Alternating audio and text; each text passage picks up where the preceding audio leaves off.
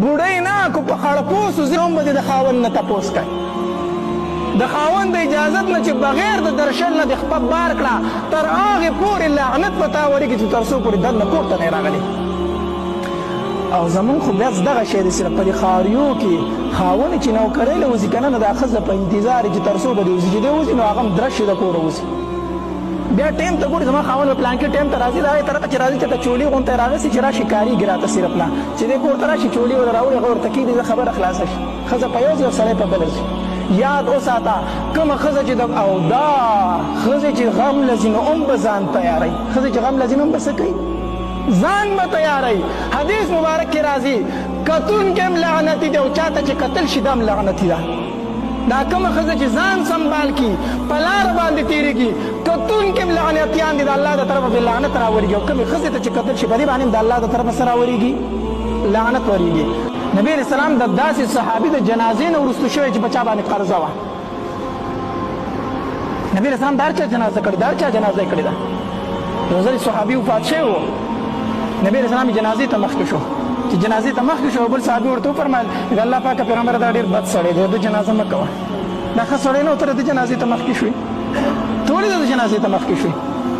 نبی علیه السلام وفرمیل ای مجمع والا او څوک چې جنازې له راغلي یې د دې سړي چاته یې ونې بوډۍ نه کو په خړپوسو زوم به د خاوند نه تپوس کوي د خاوند د اجازت نه چې بغیر د درشل نه د خپل بار کړه تر هغې پورې لعنت په تا ورېږي چې تر څو پورې دننه کور ته نه یې راغلی او زمونږ خو بیا دغه شی دی صرف په دې ښاریو کې خاوند چې نوکرۍ له وځي که نه نو دا ښځه په انتظار چې تر څو به دې وځي چې دی وځي نو هغه هم درش شي د کوره وځي بیا ټیم ته ګوري زما خاوند به پلانکي ټیم ته راځي د هغې طرفه چې راځي چې ته چولي غونته یې راغسي چې راشي کارېږي راته صرف نه چې دې کور ته راشي چولي ورته راوړي هغه ورته کېږدي د خبره خلاصه شي ښځه په یو ځای او سړی په بله ځي یاد وساته کومه ښځه چې او دا ښځې چې غم لځي نو هم به ځان تیاروي ښځې چې غم لځي نو هم به څه کوي ځان به تیاروي حدیث مبارک کې راځي کتونکي هم لعنتي دی او چاته چې کتل شي دا هم لعنتي ده دا کومه ښځه چې ځان سنبال کي په لاره باندې تېرېږي کتونکي هم لعنتیان دي د الله د طرفه بې لعنت راورېږي او کومې ښځې ته چې کتل شي په دې باندې هم د الله د طرفه څه راورېږي لعنت ورېږي نبی علیه السلام د داسې صحابي د جنازې نه وروستو شوی چې په چا باندې قرضه وه نبی علیه السلام د هر چا جنازه کړې د هر چا جنازه یې کړې ده یو ځل صحابي وفات شوی و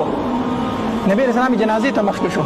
چې جنازې ته مخکې شو بل صحابي ورته وفرمیل د الله پاکه پیغمبره دا ډېر بد سړی دی د جنازه مه کوه